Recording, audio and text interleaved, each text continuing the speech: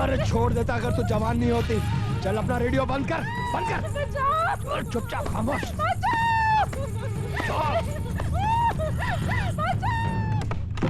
सुनो सुनो सुनो, जगन्नाथ ठाकुर ने गरीब मजदूर औरत का बलात्कार किया है। कल पंचायत में ठाकुर साहब अपना फैसला सुनाएंगे।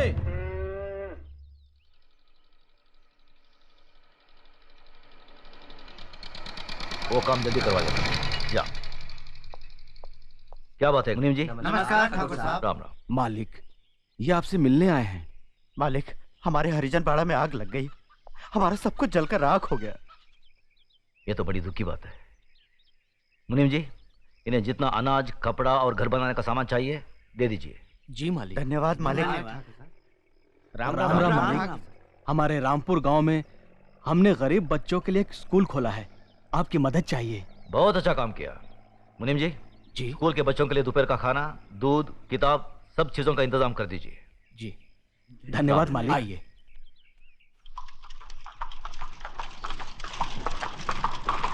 अरे मनु आ रही है। धनराज। जी बाबूजी। तुम्हारी बुआ आ रही है, उनके बैठने का इंतजाम कराओ। जी बाबूजी। ठीक है, जाओ। आओ बहन, आओ आओ। पाए लागू भैया। जीती रहो। नमस्ते बुआ जी। बैठो। खुश रहो। क्या बात है, इतनी धूप में यहाँ? भैया भैया वो कल पंचायत है। मालूम है। मुजरिम मेरा बेटा जगन्नाथ है। वो भी मालूम है। फैसला आप ही सुनाने वाले हैं। आप मेरे सगे भाई ना होते हुए भी मेरी परवरिश एक सगी बहन की तरह की। मेरी डोली को कांधा दिया और एक माँ बनकर मेरी गोद भराई की रस्म पूरी करके आपने मेरी झोली खुशियों से भर दी। आज उन सारी खुशियों का दारोमदार आपके फैसले पर है भैया। जगन्नाथ अभी नादान है भैया, अच्छे बुरे की उसे समझ नहीं है। उसकी नादानी, नासमझी और बचपने को देखते हुए उसकी इस भूल को आप क्षमादान कर सके तो मैं।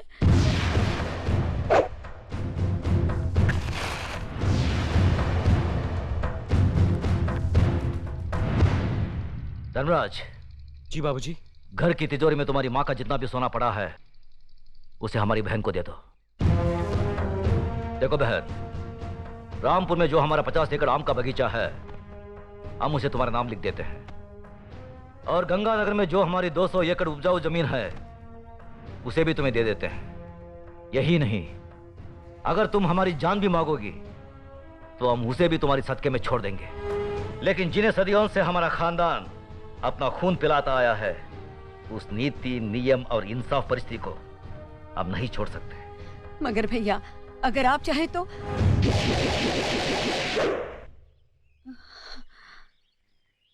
मैं जानती थी भैया कि आप अपने उसूलों और खानदान की आन से नहीं हटेंगे। मैं तो सिर्फ अपने आप को तसल्ली देने आई थी कि अगर मैं आकर आपसे विनती करती तो शायद आप अपना फैसला बदल देते। अपनी औलाद के मामले में माँ बहुत स्वार्थी होती है। अगर मुझसे कोई भूल हो गई हो तो माफ करना भैया।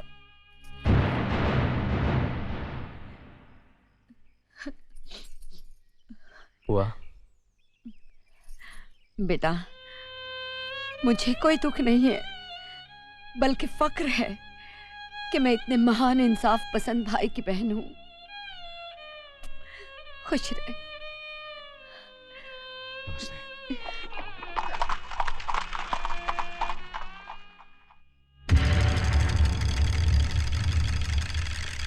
अरे रामू, जल्दी से बग्घी तैयार कर, ठाकुर साहब पंचायत के लिए निकल रहे हैं।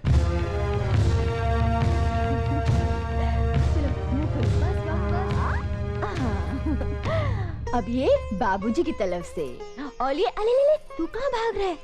और ये मेरी तरफ से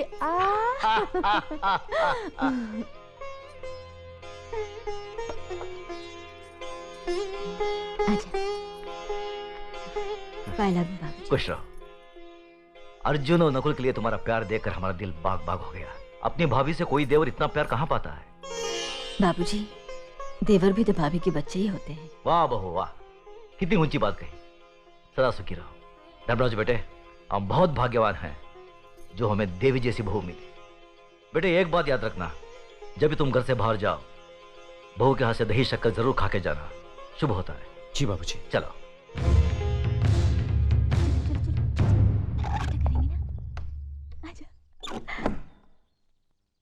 आजा टाटा पिताजी। टाटा पिताजी। चले बाबूजी। चलो।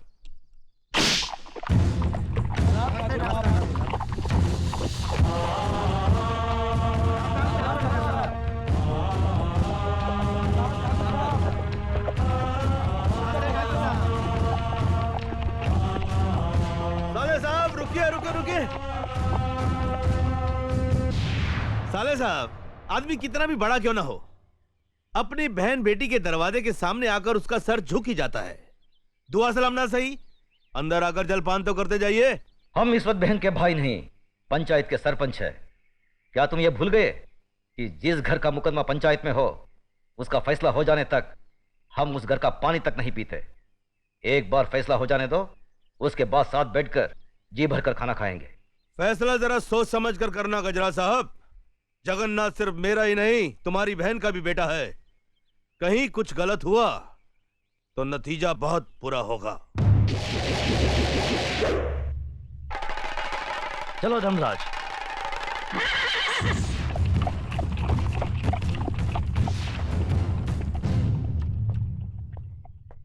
अरे ठाकुर साहब आ गए। हाँ, देखो आ गए, सब आ गए।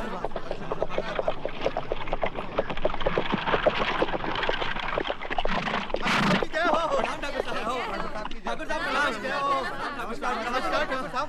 पहले भी ठाकुर साहब।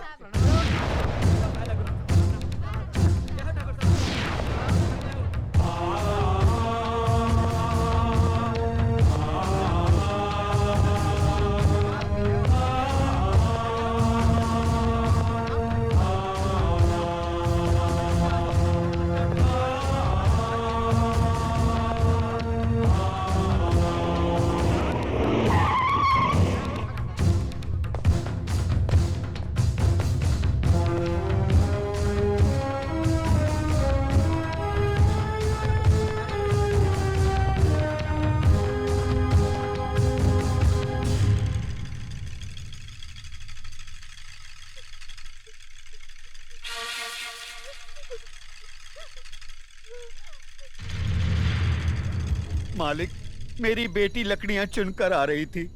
रंजीत सिंह के बेटे जगन्नाथ ठाकुर ने इसकी इज्जत लूट ली। हम गरीब हैं, इज्जत के सिवा हमारे पास कुछ नहीं है। अब कौन इससे शादी करेगा? अब कौन इसका हाथ थामेगा? आप न्यायमूर्ति हैं, आप ही फैसला कीजिए मालिक।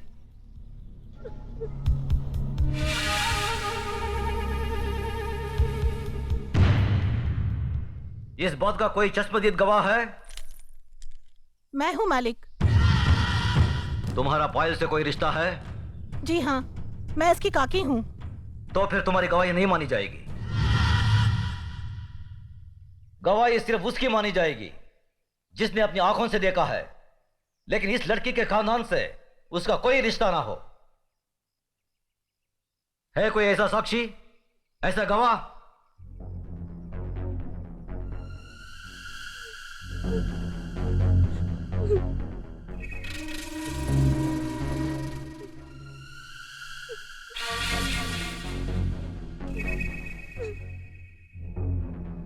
मैं हूँ मालिक। मैंने देखा है। तुमने क्या देखा है बेटे? मैंने देखा कि ये इस दीदी को जबरदस्ती अपने कंधे पे उठाकर पंपशीट में ले गया और दरवाजा बंद कर दिया। ये बचाओ बचाओ चिल्ला रही थी, मगर वहाँ कोई नहीं था। थोड़ी देर बाद जब ये बाहर आई तो इसके कपड़े फटे हुए थे और ये रो रो के कह रही थी कि मेरा सब कुछ लूट गया, मैं बर्बाद हो गई।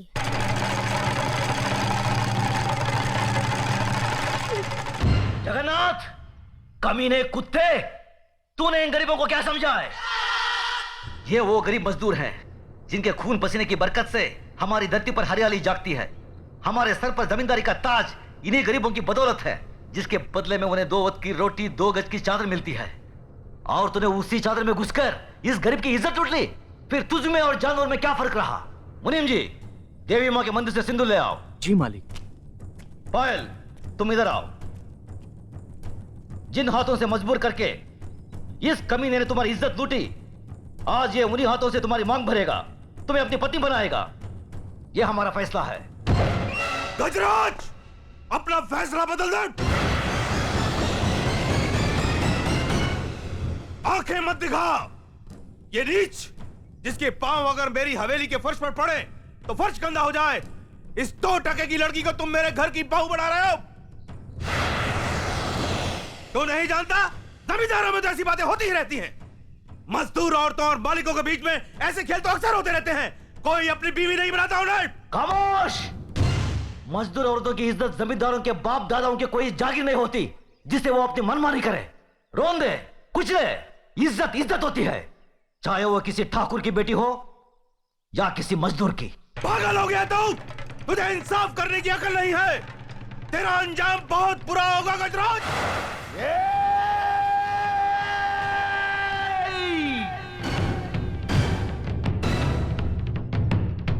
इसके आगे एक लफ्ज भी बोला तो जुबान खींच लूंगा।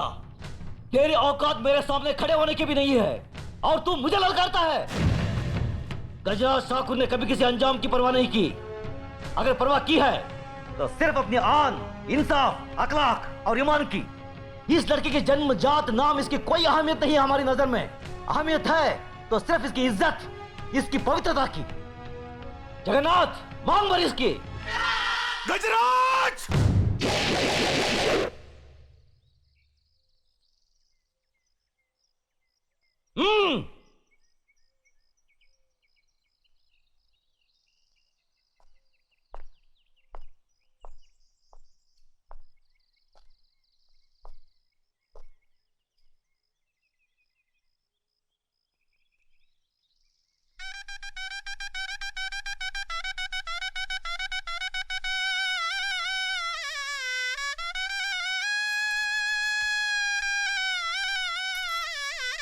सदा सुखी रहो बेटी।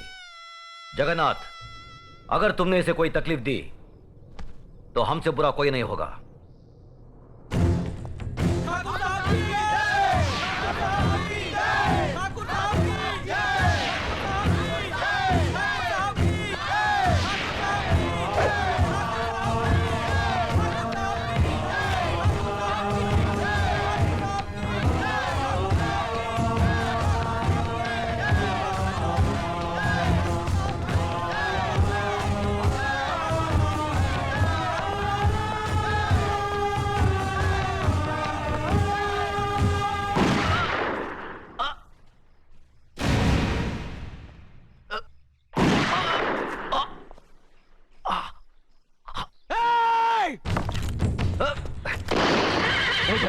नहीं, अपनी बुआ की बात गुजारना तुम्हारा धर्म नहीं है। बाबूजी, बाबूजी! भैया! मेरे भाई को मार डाला। मेरे देवता समान भाई को मार डाला। ये क्या किया तुमने? ये कैसा अनर्थ किया?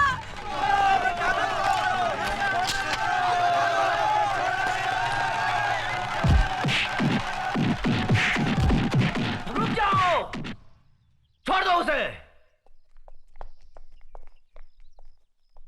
जो अपराध उसने किया है उसकी सजा उसे जरूर मिलेगी। आज से 18 साल के लिए हम रणजीत सिंह ठाकुर को समाज और बिरादरी से बाहर करते हैं। आज के बाद अगर कोई भी इसके परिवार के साथ किसी भी तरीके का संबंध रखेगा तो उसको भी यही सजा मिलेगी। यह गजराज ठाकुर का फैसला है। भैया! बाबूजी! भैया! बाबूजी! बाबूजी! बाबूजी! धर्मराज, न्याय करने वालों के लिए रिश्ते और जज्बात कोई मायने नहीं रखते। बेटे, जान चली जाए पर आन ना जाने पाए। जान देकर जो आन की रक्षा करता है वही न्यायाधीश इंसाफ के आकाश की बुलंदी को छूता है।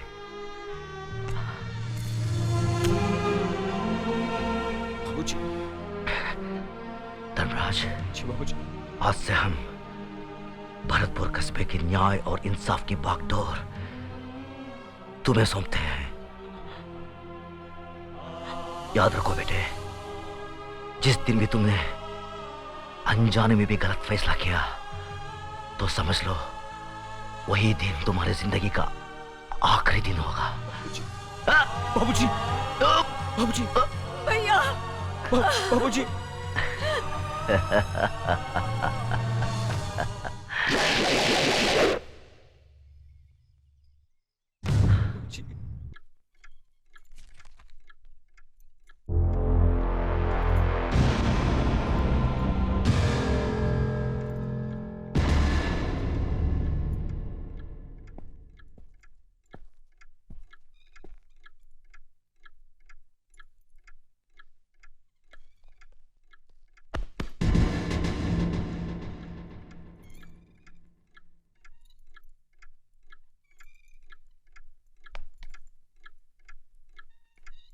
इसे मैं फेंक देता हूं बड़े भैया, आप चाहिए।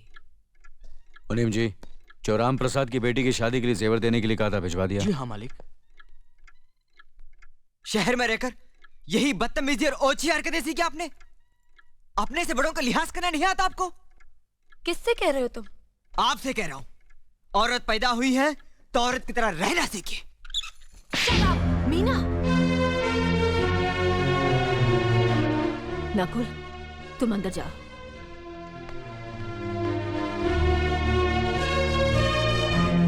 पागल हो गई हो तुम? औरत होकर एक मर्द पर हाथ उठाती हो? इतनी ऊंची घराने की बहू होकर ऐसी नीच हरकत, शर्म नहीं आई तुम्हें? कौन सा ऊंचा घराना? ये जहाँ सिर्फ एक आदमी राजा है और बाकी सब उसके गुलाम। मीना, चिल्लाइए मत। आप मेरी सास नहीं है। जिस तरह आप इस घर की बहू हैं, वैसे मैं भी हूँ। बहू हो तो बहू की मर्यादा में रहो। मर्यादा की रस्सी में तो आप जैसी जाहिल और गवार औरतें बनती हैं। मुझ जैसी पढ़ी लिखी मॉडर्न जमाने की लड़की नहीं। Uneducated idiots. Excuse me. I am not an illiterate. I am a graduate from the University of Allahabad. I am aware of the modernization of women, but I have not forgotten my culture, my customs, my traditions and my values. And most of all, I'll never ever forget that I am an Indian woman. Modern जमाने की औरत भी औरत ही होती है। उसे भी मर्द ही ब्याह कर ले जाता है, मर्द को ब्याह कर वो नहीं ले जाती। जमाने ख्याल और लिबास बदल देते हैं, औरत की शरीर की बनावट नहीं। लोग तुम्हारे ख्याल की लड़कियों को लज्जत का सामान भले ही समझते हो, इज्जत के काबिल कोई नहीं समझता। इज्जत आज भी उन्हीं औरतों की होती है जिनकी आंखों में हया हो, लाज हो, शर्म हो। हम नहीं कहते कि तुम बंदिशों में रहो, लेकिन अपने दायरे की सीमा को मत भूलो। लड़की जब अपने माँ बाप के घर होती है तब उसके कांधों पर अपने ही घर की इज्जत का बोझ होता है, लेकिन जब वो बहू बनकर ससुराल जाती है तब उसके कांधों पर एक नहीं 2 परिवारों की इज्जत का बोझ होता है। आज जिस तरह तुमने नकुल को तमाचा मारा है, अगर उसी तरह उसका भी हाथ उठ जाता तो तुम्हारी क्या इज्जत रह जाती? कभी सोचा तुमने? क्या बात है मीना?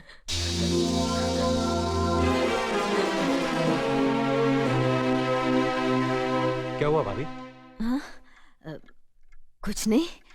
मीना कह रही थी कि उसे खाना बनाना नहीं आता।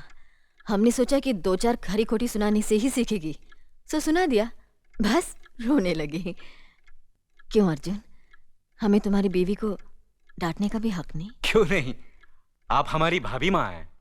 आप मार सकती हैं, डांट सकती हैं, कुछ भी कर सकती हैं।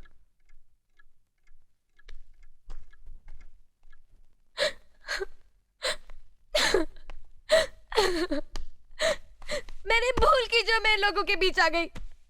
मेरी तो इस घर में कोई इज्जत ही नहीं है। जब देखो तो सब मेरी इंसल्ट करते रहते हैं। मैं कब से रो रही हूँ, तुम पूछ भी नहीं रहे हो कि मैं क्यों रो रही हूँ। बेकार रो रही है तो कौन पूछेगा? अच्छा, तो मैं तुम्हारे लिए और इस घर के लिए बेकार हो गई हूँ। अरे बेकार तो तुम हो गए अपने परिवार के बीच में रहकर। मैं कब से बोले जा रही हूँ और तुम हो के सुन ही नहीं रहे हो। इंसान की चीख सुनकर लोग शुभ अशुभ का विचार करते हैं, लेकिन जब मेंढकी को जुकाम होता है उसकी चीख की कोई परवाह नहीं करता। ये मत भूलो कि जब मेंढकी चिल्लाती है तो आंधी और तूफान आते हैं। आंधी और तूफान आएंगे तो उसका नतीजा तुम्हें ही भुगतना पड़ेगा। तो फिर ठीक है, अब मैं तुम्हारे साथ तभी रहूंगी जब तुम मेरे साथ मेरे डैडी के घर रहोगे।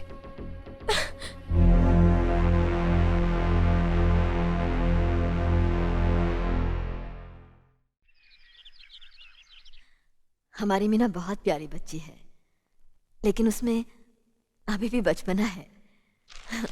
हमारे तौर तरीकों को नहीं जानती है ना, लेकिन आहिस्ता आहिस्ता हम उसे सब सिखा देंगे।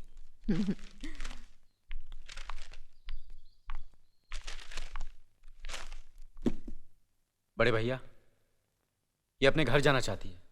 जाना भी चाहिए, 4-5 महीने हो गए, मायके की याद भी आती होगी इसे।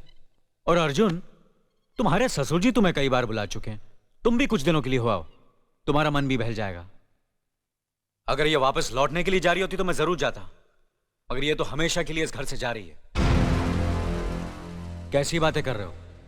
अगर तुम दोनों के ख्यालात एक दूसरे से नहीं मिलते तो इस मामले को घर की 4 दीवारी में बैठकर आपस में सुलझा लेना चाहिए। बहू शहर की पढ़ी लिखी लड़की है, उसे गांव की रीति रिवाज के बारे में क्या मालूम? यह तो तुम्हारा फर्ज बनता है अर्जुन कि तुम उसे हमारे तौर तरीके सिखाओ।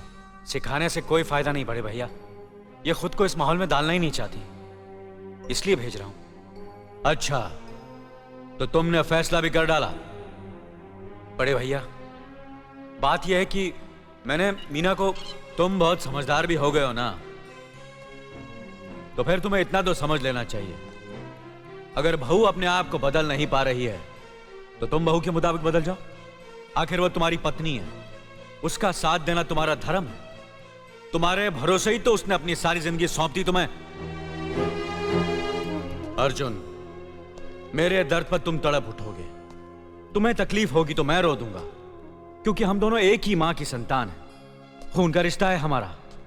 मगर पत्नी का नाता उससे कहीं ज्यादा गहरा होता है, क्योंकि वो पराये घर से आकर अपनों से कहीं ज्यादा अपनी हो जाती है, परछाई बन जाती है हमारी। पति शरीर है तो पत्नी उसकी आत्मा है। पत्नी ही पति के जीवन को सही अर्थ देती है, उसे कामयाब बनाती। पत्नी के बगैर पति बेजान और बेमाने हो जाते हैं। अगर आज तुम अपनी पत्नी को हमेशा के लिए उसके मायके छोड़ाओगे तो यह गांव, यह समाज क्या कहेगा हमारे बारे में? जरा सोचो अर्जुन, न्याय के सिंहासन पर बैठकर जो लोगों के अच्छे बुरे का फैसला करता है, अगर उसी के घर में नाइंसाफी होगी तो लोग हंसेंगे हम पर, किसी को मुंह दिखाने के काबिल नहीं रहेंगे हम। बड़े भैया, मुझसे भूल हो गई, मुझे माफ कर दीजिए। मुनीम जी। जी मालिक। जायदाद के दस्तावेज लाइए। जी अभी लाया। बहू, पति ही पत्नी की असली शक्ति होती है। हमारे पुरखों ने कुल धर्म पत्नी के बारे में कहा है, जो पति के काम में उसकी मददगार हो, उसे अच्छी सलाह दे, जो दासी की तरह उसकी सेवा करे, मां की तरह उसे खिलाए पिलाए, लक्ष्मी का रूप हो और धरती की तरह उसमें सहन शक्ति हो, वही आदर्श पत्नी होती है। औरत की सोच मर्द का मुकद्दर बनाती है। वो जब बनाने पर आती है तो कुटिया को महल कर देती है, और जब बिगाड़ने पर उतरती है तो महल को मिट्टी का ढेर बना देती है। मालिक, ये जायदाद के दस्तावेज हैं। हमारी जमीन जायदाद कहां कहां है और कितनी है, उसका हिसाब किताब ना बाबूजी को मालूम था, ना हम तीनों भाइयों को मालूम है। बहू, तुम पढ़ी लिखी हो, आज से इसका हिसाब किताब तुम देखोगी। लक्ष्मी जी। अपनी चाबियों का गुच्छा और ये कागजात बहू को दे दो।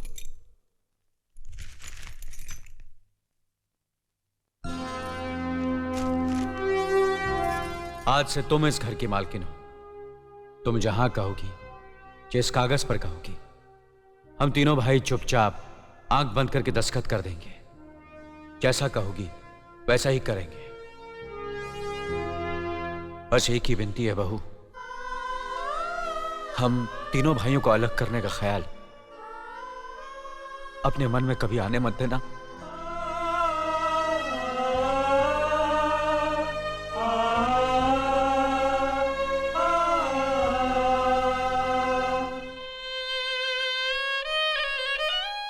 बहुत अच्छा किया तुमने बहू, बहुत अच्छा किया।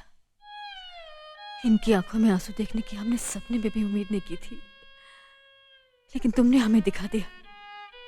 बहुत अच्छा किया तुमने।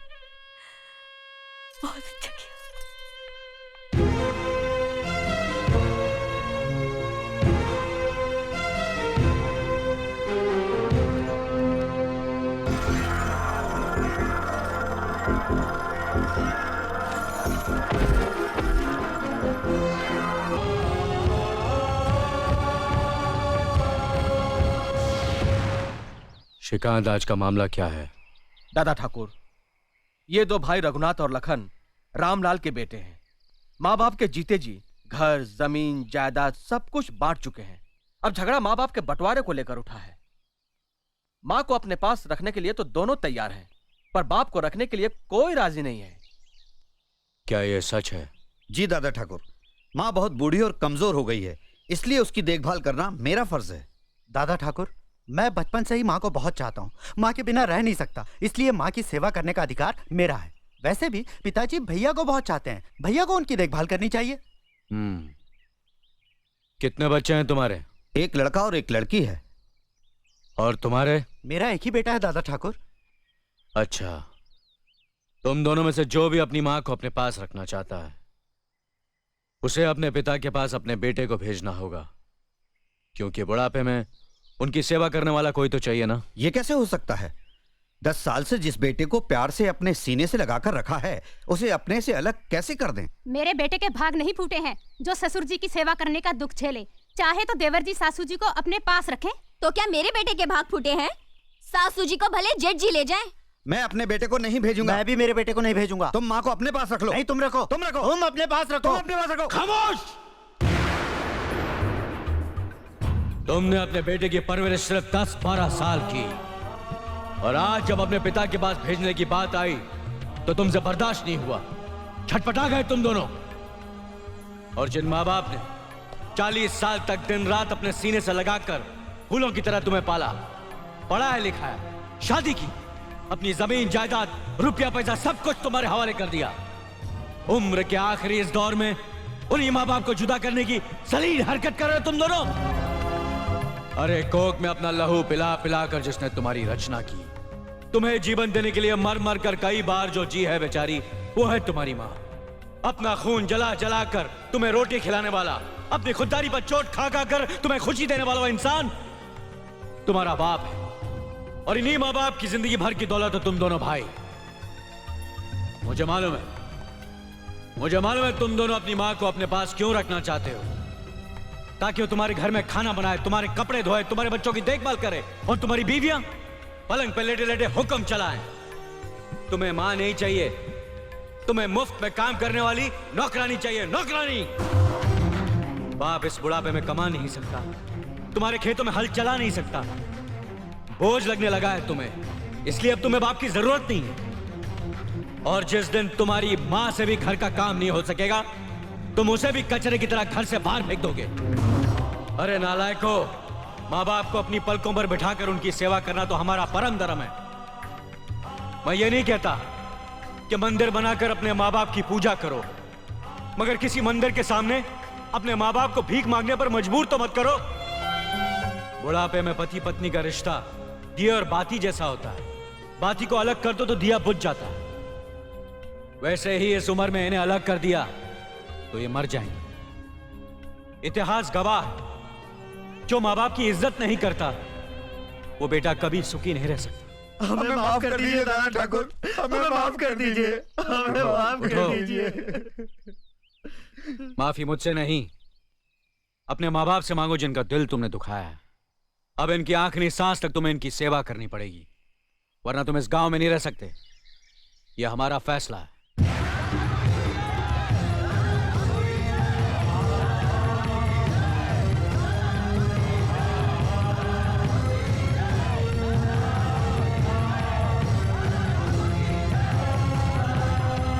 ये सरसों के नए बीज है। जितने समय में हम पहले एक फसल काटते थे, अब उतने ही समय में इन बीजों के द्वारा 2 फसल काट सकते हैं। और एक खासियत इन बीजों की यह है कि इनकी सिंचाई और खाद का खर्चा बहुत ही कम है।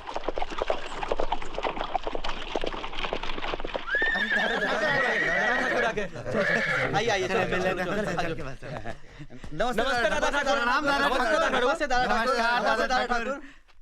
कैसे चल रहा है सब कुछ? नकुल जी से नई फसल बोने का तरीका सीख रहे हैं। ठीक से समझा रहा ना मेरा भाई? दादा ठाकुर, आपने नकुल को इतना पढ़ा लिखा कर हमारी भलाई के लिए गांव में ही रखा, इस उपकार के लिए हम हमेशा आपके आभारी रहेंगे। अरे कैसी बातें कर रहे हो, इसमें उपकार की क्या बात है? गांव में एक दूसरे की मदद करना तो हमारा फर्ज है। और फिर नकुल इसी मिट्टी में पैदा हुआ है पढ़ लिख कर इस गांव की मदद नहीं करेगा तो और किसकी करेगा? क्या बात है, सब ठीक तो है? कुछ गुंडे हाट में आकर मारपीट कर रहे हैं। हाँ दादा ठाकुर, हमारा माल तोड़ फोड़ दिया, गुंडे लोगों को तंग कर रहे हैं और तो कुछ छेड़ रहे हैं। हमें बचा लीजिए। आप लोग फिक्र मत कीजिए, मैं अपने भाई अर्जुन को भेजता हूँ, वो सबसे निपट लेगा। आप लोग जाइए।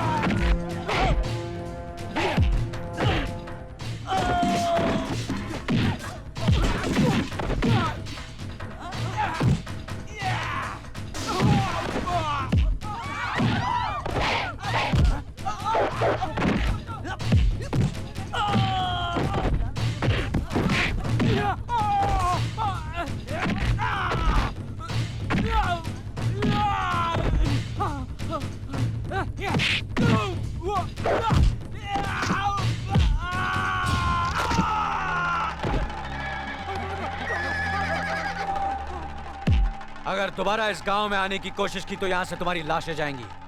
ये दादा ठाकुर का हुक्म है। चल हट। घोड़ों को चारा खिला दिया कलबा? भैया ये घोड़ा सिर्फ आपका ही हुक्म मानता है, किसी को हाथ तक लगाने नहीं देता, उल्टा लात भी मारता है। वो क्या है नकुल, जो ज्यादा पढ़ा लिखा होता है ना उसे ये बहुत लात मारता है, और जो मेरे जैसा अनपढ़ होता है ना उसे बहुत प्यार करता है। क्या? हाँ मैं हाँ सच। अर्जुन, नकुल, जल्दी आओ, नाश्ता लग गया है। भाभी भागो। फिर शुरू हो गए तुम लोग? भाभी चलो बैठो। कमाल की भूख लगी है भाभी, सही वक्त पे बुला लिया आपने हमें। लो खाओ। भाभी जलेबी कहाँ है? अरे वाह, इतनी प्यार से बनाई है, इतनी आसानी से थोड़ी मिल जाएगी। सब्र करो, अभी ले आई। सुबह सुबह जलेबी खा रहा है। मोटा नहीं होगा तो क्या होगा?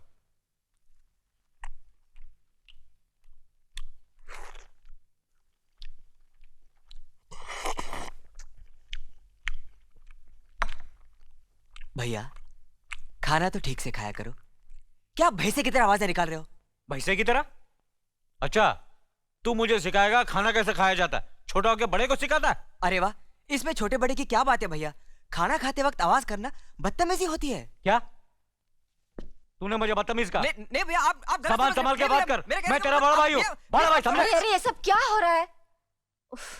आप लोग नाश्ते के टेबल पर बैठे हो या मैदानी जंग में? हाँ भाभी, ये कह रहा था कि मैं भैंसे की तरह खाना खाता हूँ। भैया आप झूठ बोल रहे हैं। भाभी मैं ऐसे कह सकता हूँ? मैंने तो सिर्फ इतना ही कहा कि खाना खाते वक्त आवाज करना बदतमीजी होती है। जरा पढ़ क्या लिया? अपने आप को अंग्रेज समझने लगा? भैया इसमें अंग्रेज की बात कहाँ से? और क्या? आप तो कुछ भी बोलते अरे रहते। चुप! आप दोनों खामोशी से खाते हो या खोले हम जादू की पुड़िया? जादू की पुड़िया? नहीं समझे? नहीं। अजी सुनिए।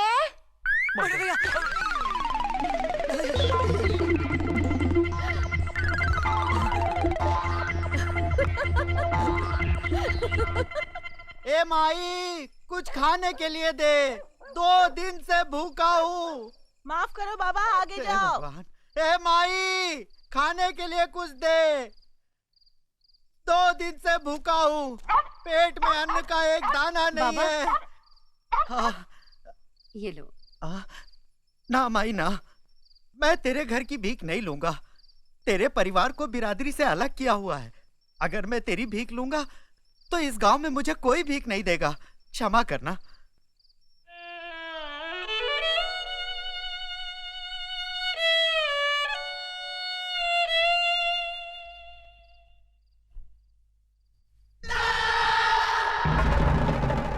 हो गया तेरा कलेजा ठंडा या हमें और बेइज्जत करवाएगी?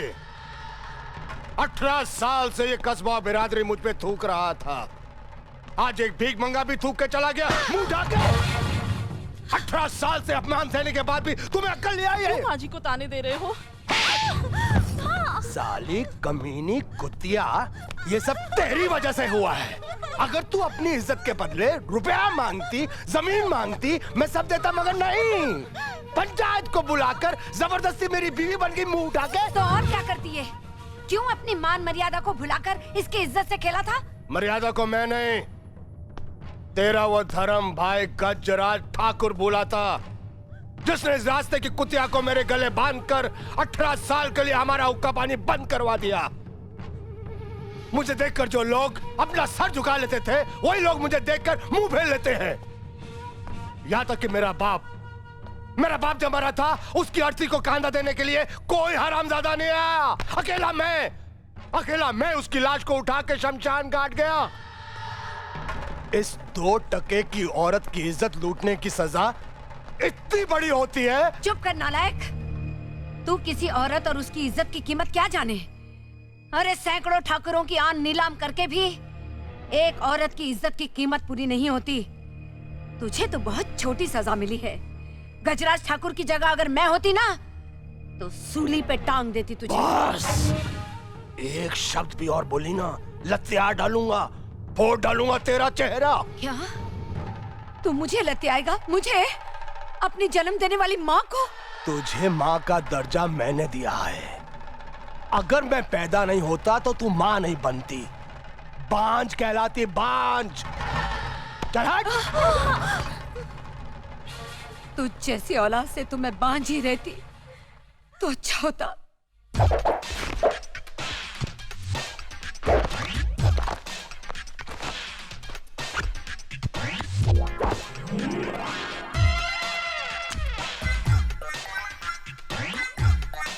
मेरे बाप, तू जहां भी है मैं तुझे ढूंढ निकालूंगा। चल।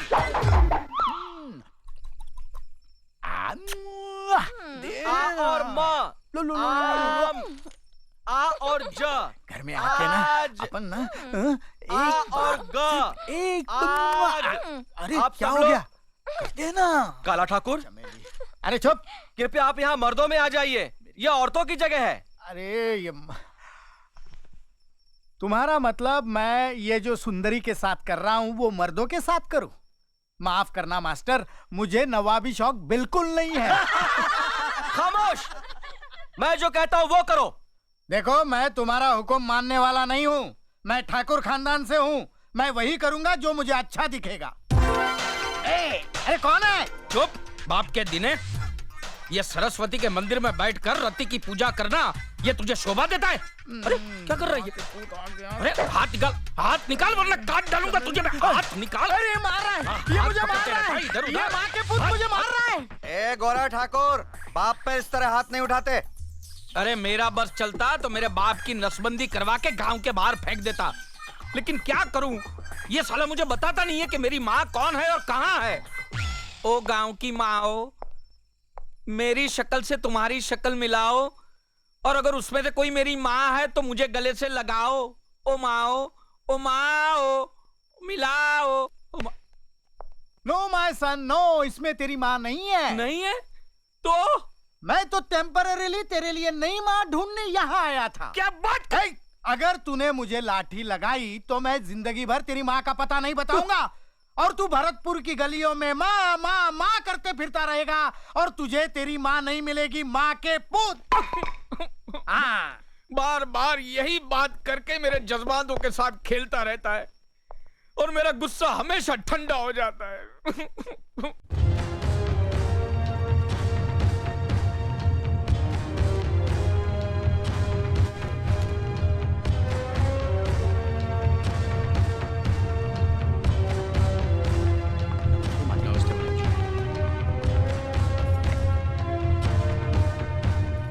अर्जुन। जी बड़े भैया। अर्जुन, हमारे एक दोस्त है राम सिंह ठाकुर, जिनके शहर में एक सीमेंट की फैक्ट्री है। उनकी इकलौती बेटी का रिश्ता है तुम्हारे लिए। लड़की शहर में पढ़ी लिखी, मॉडर्न ख्यालात की है। यह तस्वीर देखो और बताओ कि तुम्हें लड़की कैसी लगी। अगर पसंद आ जाए तो हम तुम्हारी शादी की बात पक्की कर देंगे। बड़े भैया, मेरे देखने की जरूरत नहीं है, आप और भाभी देखकर पसंद कर लीजिए ना। हमें तो लड़की पसंद है, लेकिन तुम भी देख लो तो क्या हर्ज है। बाद में तुम ही कहोगे कि लड़की ऐसी है वैसी है, तो मुश्किल हो जाएगी। बड़े भैया, आप सारे कस्बे के अच्छे बुरे का फैसला करते हैं, तो आप क्या मेरे लिए गलत फैसला करेंगे? आप ही देख लीजिए ना। ए, लड़कियों की तरह क्यों शर्मा रहे हो? देख के बता दो ना। भाभी, आप मुझे मरवाओगी। शर्मा रहा है। मुनीम जी। जी मालिक। ये फोटो अर्जुन को दिखाइए और उसे पूछिए कि लड़की पसंद है या नहीं, ताकि हम ठाकुर साहब को जवाब दे सकें।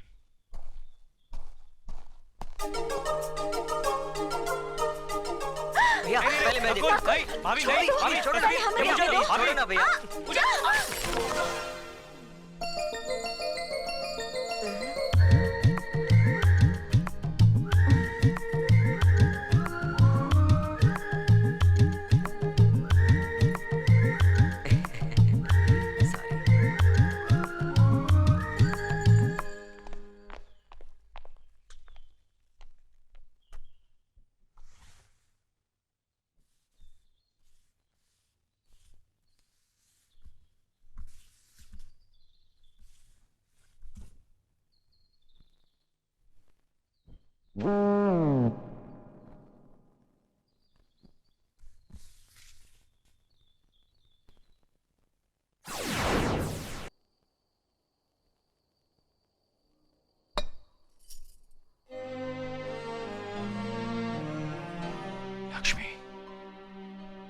मैं कितना खुशनसीब हूं कि मुझे तुम जैसी पत्नी मिली। हर औरत की तमन्ना होती है कि वो मां बने, उसकी अपनी औलाद हो।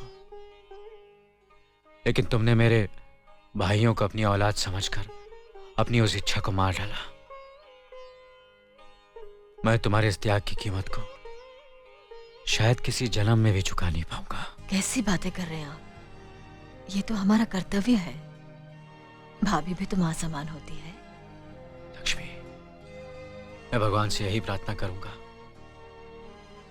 कि हर जन्म में तुम ही मेरी पत्नी बनो।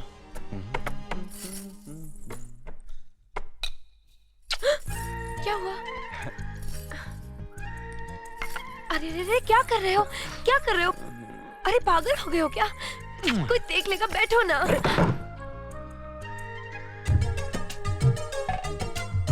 आओ, हटो, क्या कर रहे हो? अरे खेल रहा हूँ। लोग खेल कहते रहे हैं हमारे खेलने कूदने के हाँ। दिन है। आओ! ये मीना, ये तुमने क्या किया? भाभी के सर पर चावल गिरा दिए। अरे वाह, गलती तुम्हारी है। अपना इल्जाम मुझ पे लगा रहे हो। क्या मैंने? कोई बात नहीं, यह तो शुक्र करो कि तुम्हारे हाथ में चावल था। कहीं गर्मा गर्म दाल होती तो हमारा तो कल्याण हो ही जाता। क्यों? कोई बात नहीं, ये लो खा। नहीं भाभी, मैं मीठा वीठा नहीं खाऊंगा। बड़े भैया को खिलाओ ना। ओह, ठीक है। लेकिन ये मीठा मैं जरूर खाऊंगा। छोड़ो ना।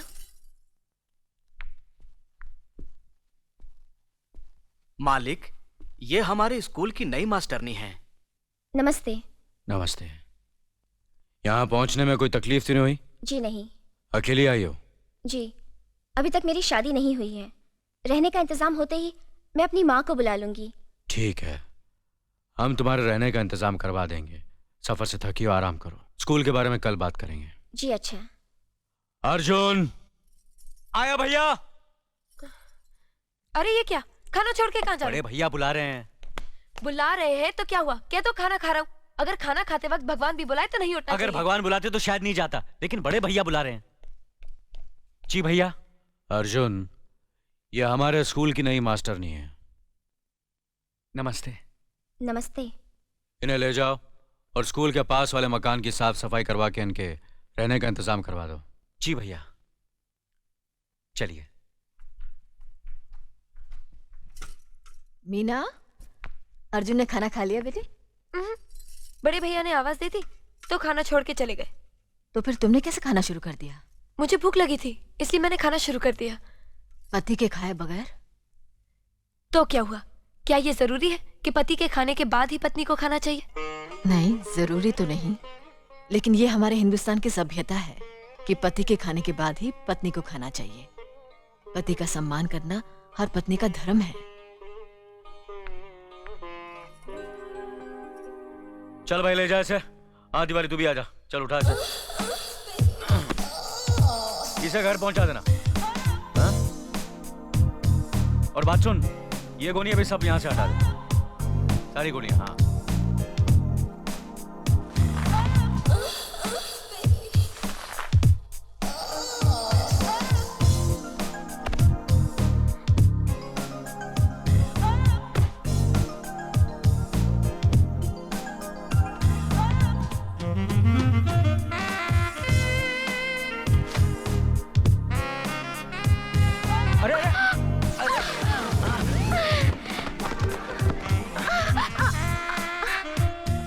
माफ कीजिए, मैंने आपको देखा नहीं। कोई बात नहीं, मैं तो आपकी मदद करने के लिए आई हूँ। देखिए काम औरतों का नहीं मर्दों का है, आप जरा दूर रहिए वरना आपको लग जाएगा।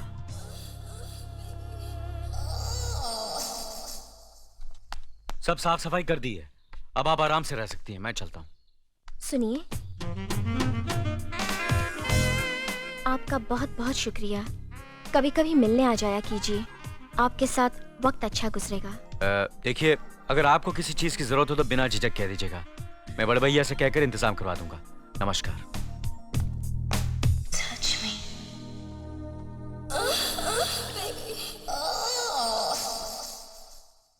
बाप के दिन है। हाँ, इस बार तो लड़की अच्छी है ना? माँ के पूत, आसपास के 18 गांव जानते हैं कि काला ठाकुर लड़कियों के मामले में कभी मात नहीं खाया। अरे जिससे नजर फेरी वो नक, और जिस पे नजर डाली वो नगीना। देख वो आ गई।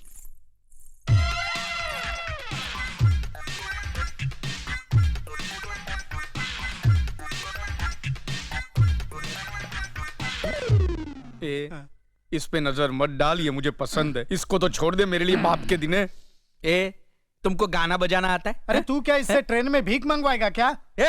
जब दो जवान आदमी बात करे ना, बीच में अपनी बूढ़ी टांग मत घुसेट। गोरा काला ए माँ की। अरे बेटा, अपने बाप के साथ ऐसे सलूक करते हो? ओ, तुम ये कामदेव की औलाद को जानती नहीं। ये तो मेरी वजह से चुप बैठा है, वरना अब तक तेरी भी। मुझे आपका डॉटर के साथ सेपरेट मीटिंग करना है। हाँ, करो करो। चल चल चल। ए गोरा गोरा गोरा, सुन सुन सुन, अकेले में मेरी बराबरी मत करना, जरा दूर से ही बात कर।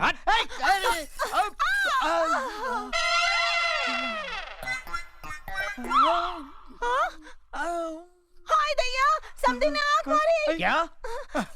क्यों जी, आंख क्यों मारते हो? नहीं नहीं, आंख नहीं मारी। वो क्या है, आंखें बूढ़ी हो गई है ना, पलके अपने आप गिर जाती है। भगवान के लिए अपनी पलके पकड़ के रखिए, मेरे पास एक ही बीवी है। तू मुझे बहुत पसंद है। I love you. You love me? I like it. I like it. मुझे शर्माना बहुत अच्छा लगता है। No touching. हाँ, मैं मेरे बाप की तरह कमीना नहीं हूँ।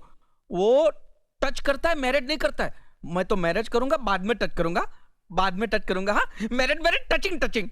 ओके, चल चल चल। बैठिए, बचपन से ऐसा हूं। अच्छा, बैठिए। आओ बेटा, मेरी बेटी से बात कर ली? अरे बहुत अच्छी है, बहुत शर्मीली है, अपनी जबान तक नहीं खोली। अगर शादी के बाद भी ऐसे ही रही तो हमारे खानदान के लिए बहुत अच्छा होगा। तुम फिक्र मत करो बेटा, मेरी बेटी मरते दम तक ऐसी ही रहेगी। क्या मतलब? मतलब ये कि जन्म से गूंगी और बहरी है। गूंगी और बहरी? माने माइक और स्पीकर दोनों बेकार? तुम्हारे पिताजी ने तुम्हें नहीं बताया? नहीं। मेरा बाप कहाँ गया? तो चला गया। साले बाप। अरे सुनो, कोई रिश्ता पक्का समझो। अरे हट। अरे सुनो, अर्जुन आया बड़े भैया। चाय पी लीजिए। जी बड़े भैया। अर्जुन, तुम मास्टरनी से जाकर पूछ लो, उसे स्कूल के लिए किसी चीज की जरूरत तो नहीं। जी बड़े भैया। मुनीम जी। अर्जुन, ये क्या हो गया है तुम्हें? क्यों, क्या हुआ? जब भी बड़े भैया तुम्हें आवाज देते हैं तुम नौकरों की तरह दौड़ते हुए चले जाते हो, और जब मैं तुम्हें उनके सामने हाथ बांधे सर झुकाए देखती हूँ तो मुझे ऐसे लगता है जैसे मेरे दिल पे हजारों बिजलियां टूट रही हैं। मीना, अरे कोई अनपढ़ और गंवार लड़की भी ये बर्दाश्त नहीं करेगी कि उसका पति किसी की गुलामी करे। और फिर मैं तो एक पढ़ी लिखी अमीर बाप की बेटी हूँ, भला मैं कैसे बर्दाश्त कर सकती हूँ कि मेरा पति किसी की गुलामी करे। तुम हम भाइयों के प्यार को गुलामी कहती हो? देखो मीना, बड़े भैया इस घर की बुनियाद है। उनके सम्मान में सिर्फ मैं ही नहीं बल्कि पूरा भरतपुर हाथ बांधे खड़ा रहता है। और मेरी पत्नी होने के नाते ये तुम्हारा फर्ज ही नहीं बल्कि तुम्हारा धर्म है कि भैया और भाभी की इज्जत करो, उनका सम्मान करो, उनका हुक्म मानो, समझी? वाह वाह वाह, क्या स्टाइल है सिगरेट पीने का। और मेरा स्टाइल देख के तुमको ये नहीं लगता कि मैं किसी राजा महाराजाओं के वंश से ताल्लुक रखता हूँ? क्या ख्याल है तुम्हारा? आपको ना कहने की मुझ में हिम्मत नहीं। अरे तुझ में क्या, इस गांव के बड़े बड़े आदमियों में हिम्मत नहीं है कि गोरा ठाकुर के सामने झुक के सलाम किए बिना चले जाए। चला और झुक के सलाम कर। नमस्ते मालिक। जय राम जी की ठाकुर कैसे हो गोरा ठाकुर? राज कर रहा हूँ, आपके राज में सब ठीक ठाक है। मालिक वो चले गए? मालूम मेरे को। मालिक आप कह रहे थे किसी में इतनी हिम्मत नहीं है जो आपको झुक के सलाम किए बिना यहाँ से चला जाए। मगर अर्जुन ठाकुर को देखते ही आप झुक झुक कर सलाम करने लगे। अर्जुन ठाकुर को मैं सलाम करूंगा? अबे गधे, वो तो तुझे चमचागिरी कैसे करना वो सिखा रहा था। अर्जुन ठाकुर,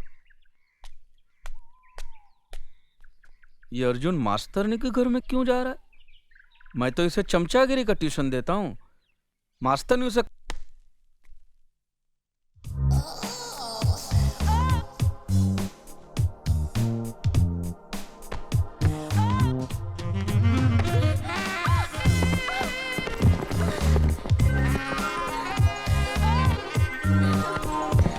यहाँ तो काम शास्त्र की क्लास चल रही है।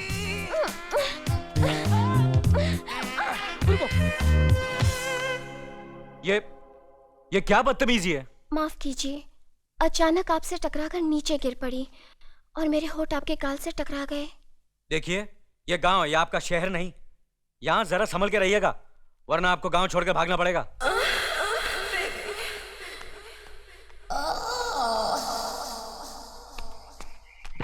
ठाकुर साहब, इतना जल्दी हो गया? बहुत जल्दी हो गया। नहीं नहीं, आप घबराइए नहीं, मैं किसी को कहूंगा नहीं कि आप मास्टरनी के साथ अंदर थे। मैंने को देखा ही नहीं कि अंदर क्या क्या हुआ है, मेरे को पता ही नहीं है। ये ज्यादा गीला हो गया है, गंदा दिखता है, साफ कर दो इसे। हाँ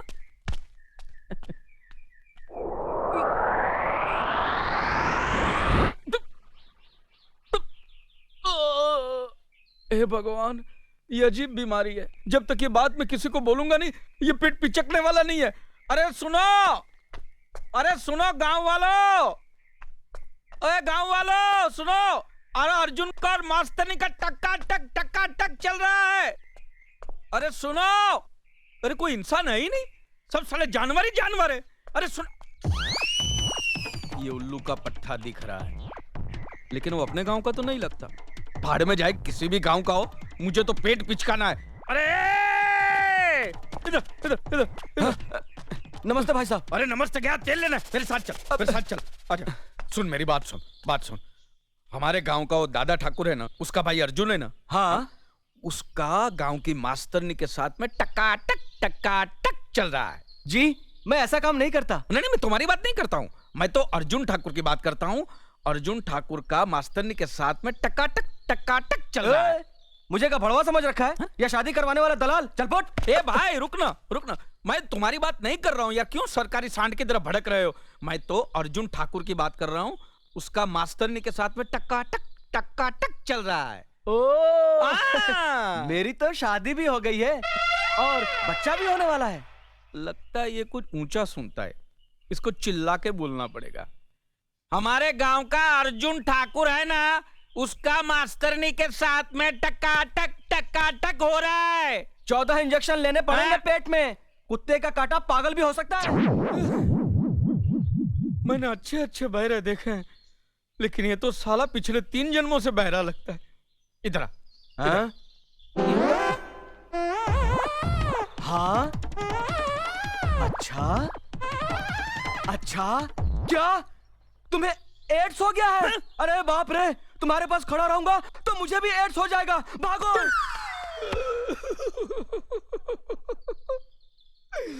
खुद बहरा है और मुझे एड्स दे गया। अरे मुझे एड्स नहीं है कमीने, मुझे पेट की बीमारी है। ये मैं किसको जाके बताऊं?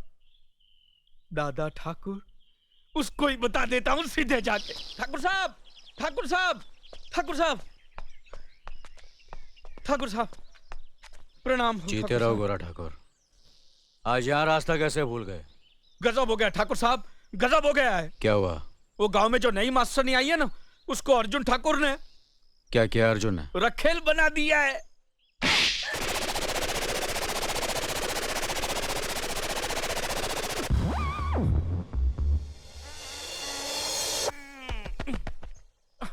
अब यहीं पर है।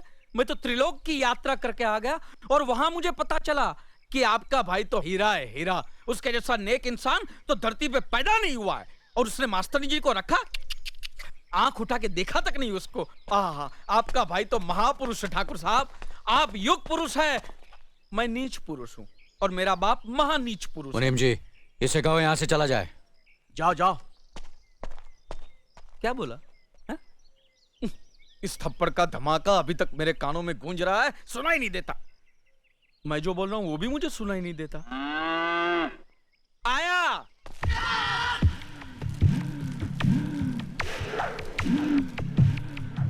जगन, ऐसा मत कर बेटा। जग्गो, ऐसा मत कर। जग्गो, भाग रहे हो? नहीं जग्गो, इस तरह हर साल अपने आप को जलाकर क्यों मेरे कोक को जख्मी कर रहा है? ऐसा मत कर बेटा, नहीं, मत कर ऐसा, भगवान के लिए ऐसा मत कर। नहीं जग्गो, जग्गो।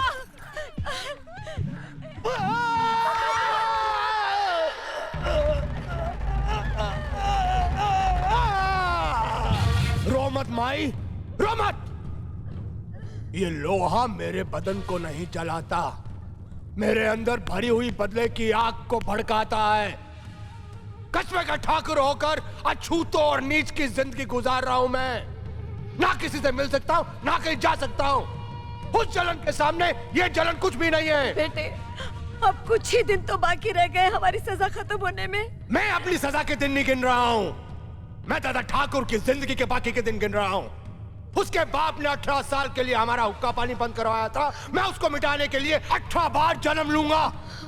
चल जाए ऐसा साली बुढ़िया। मनिया। जी ठाकुर साहब। कल होली के त्योहार में लठबाजी है, किसी दूसरे गांव से लठबाजों को बुलाओ और दादा ठाकुर के दोनों भाइयों को खत्म कर दो ताकि उस हरामजादे के दोनों हाथ कट जाएं। आज का ये मेरा लोहे का दागना आखिरी दागना है।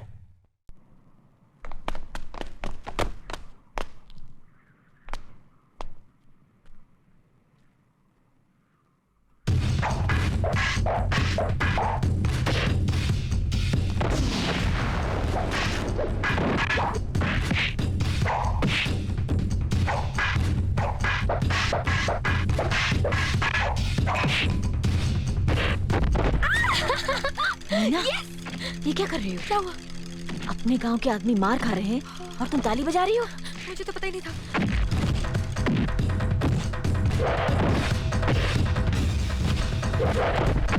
नहीं! मत मारो मेरे पति को, मत मारो, छोड़ दो मेरे पति को, छोड़ो ना।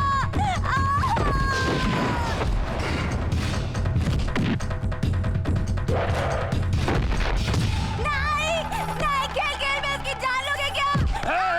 कान खोल के सुन ले, ये हार जीत का मुकाबला है, जो बचेगा वो जीतेगा। हट! दादा ठाकुर! और कितने नामर्दों को अखाड़े में उतारोगे? तुम्हारे गांव में कोई मर्द नहीं है क्या? अर्जुन!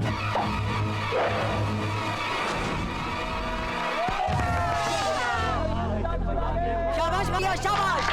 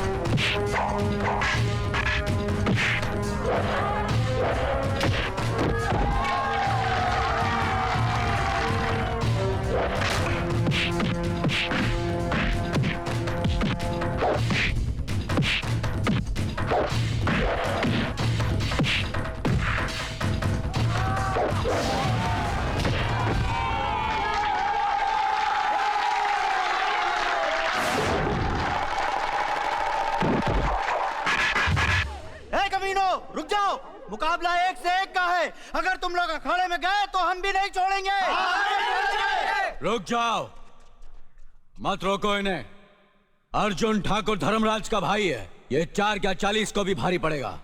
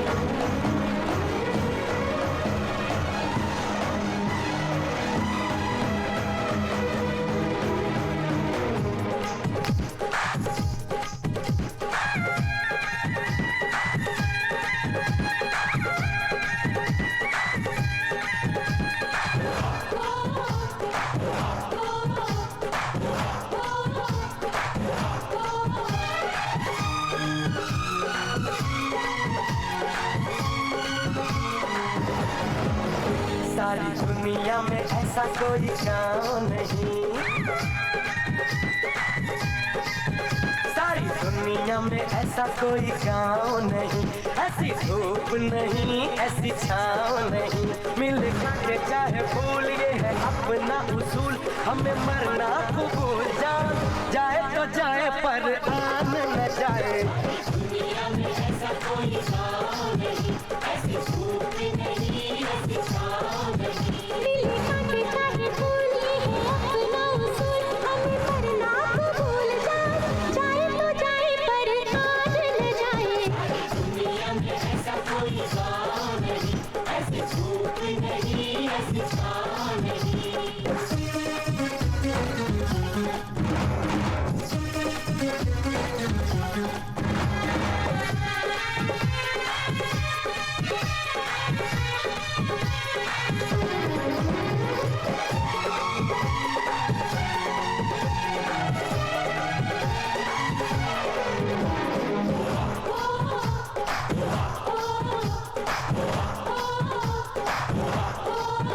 दिल के दरिया में आज तूफान आ गया, दिल के दरिया में आज तूफान आ गया, मेरे गांव में सारा हिंदुस्तान आ गया, तेजी मंदिर से बाहर भगवान आ गया, चाहे हार हो या जीत यही अपनी है रीत, यही अपना है गीत, जान जाए तो जाए पर आन न जाए। दुनिया में ऐसा कोई गाँव नहीं, ऐसी धूप नहीं ऐसी छाँव नहीं।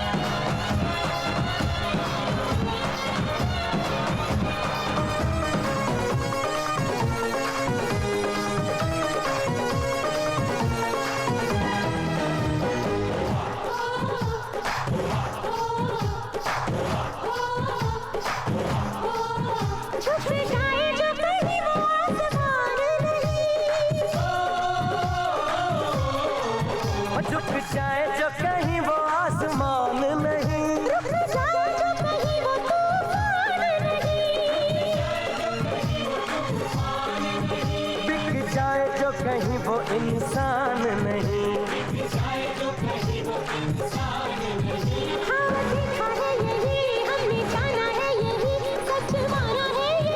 जान जाए तो जाए पर आन न जाए।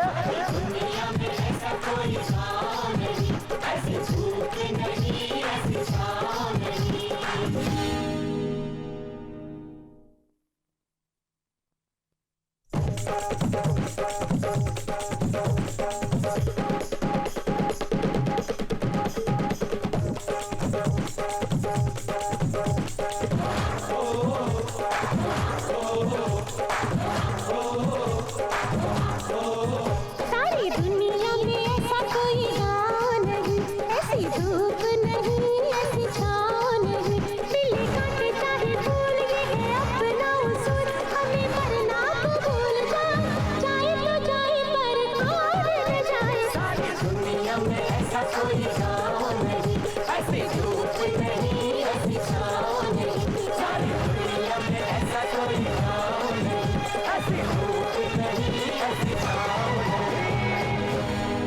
होली है। आज तुम्हें रंग लगाए बिना छोड़ूंगा नहीं। देख रहे हो कितनी सुंदर लग रही हो। ए, संगीता। नहीं ना, नकुल नहीं।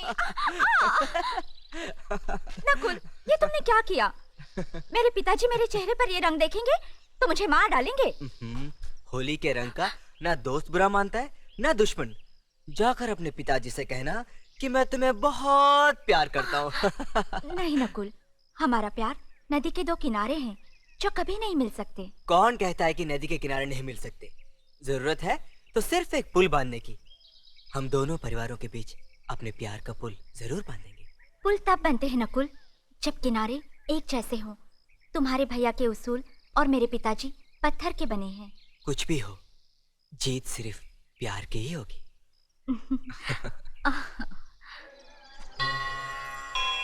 आओ बहू, ये पालना और चूड़ियां है ना, इसे डाल पर बांध दो। ये लो। क्यों? जब कोई कंवारी लड़की मन्नत मांगकर इस पेड़ की डाली पर धागा बांधती है तो उसकी शादी जल्दी हो जाती है। और जब कोई सुहागन ये पालना और चूड़ियां इस डाली पर बांधती है ना, तो 1 साल के अंदर अंदर उसके आंगन में एक हंसता खेलता बच्चा होता है।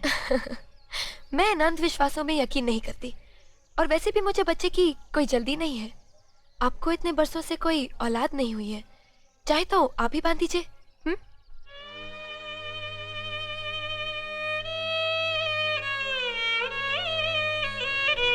इसे क्षमा कर देना देवी माँ, अभी ये बच्ची है ना, इसलिए कुछ नहीं समझती। इसकी जगह हम आपसे प्रार्थना करते हैं कि जल्द से जल्द हमारी देवरानी की गोद में एक चांद सा बेटा दे देना। जय माता।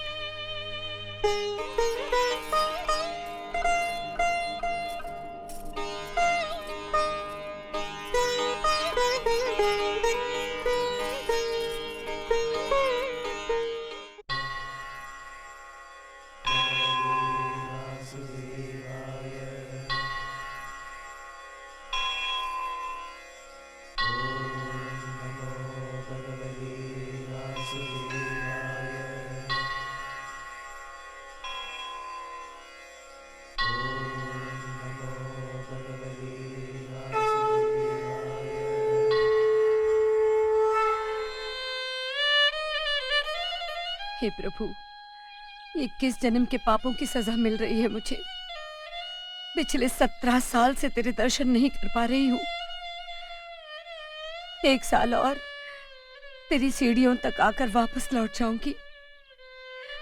बस प्रभु, मेरे बेटे के गुनाहों को माफ कर दो, उसे सही रास्ता दिखाओ।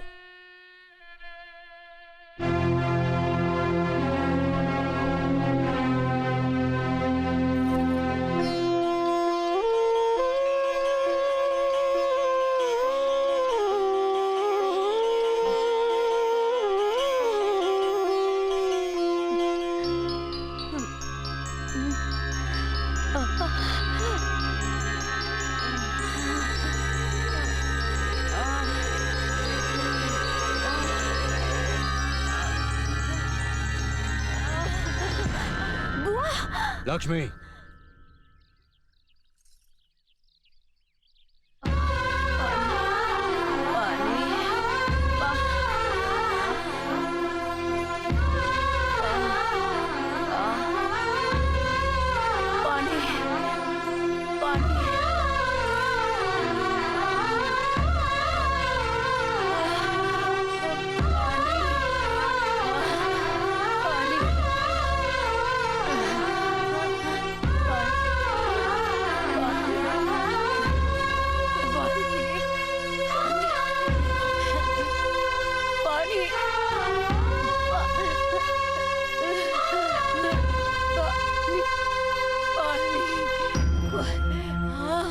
पानी पानी पानी